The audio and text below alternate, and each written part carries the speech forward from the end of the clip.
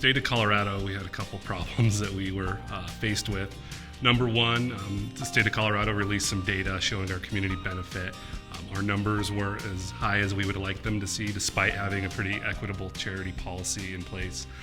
Caused us to have to reevaluate things, look at what some of our competitors were doing in terms of financial assistance, and we realized we didn't have anything really speaking to presumptive eligibility. So that was problem number one. Problem number two is we kind of knew there was some state legislation coming down our way, and we wanted to try to prepare ourselves the best we could for that, knowing that our volumes were going to kind of skyrocket as a result of that legislation. I think in this day and age, it's very important to make sure that you're looking at efficient solutions, effective solutions, solutions where you can leverage any type of automation, and then outside of that, really having that integrate within our Epic system within UC Health, so we can keep patients and staff working out of the same platform, not having to have multiple uses and everywhere else like that.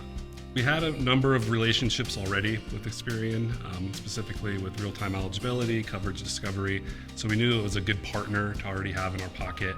We knew there was also some assistance options that we were seeking as well. Doing some discovery, seeing what those needs were to us and what that workflow looked like, it was really kind of a no-brainer. We're really looking at that capture of patients that are likely to qualify for assistance. Part of our workflow, we do most of that on the back end.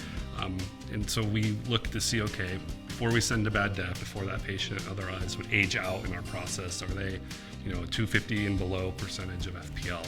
If so, we have the requisite number of statements mailed out to that patient, the number of follow-up attempts needed, then we make that decision to write it off presumptively using the Experian product. So to date, we're looking at about $18 million that we've written off as a result of implementing this, and that's a result of patients not having to go to bad debt and continue to seek services, not worried about the financial cost. I love the availability. Like, there's nothing that's ever, we'll get to that later, or we'll talk next week about that. It's like you communicate an issue or something that you see is not working, and they're on the spot, they're ready to problem solve with you, and you're back up and running.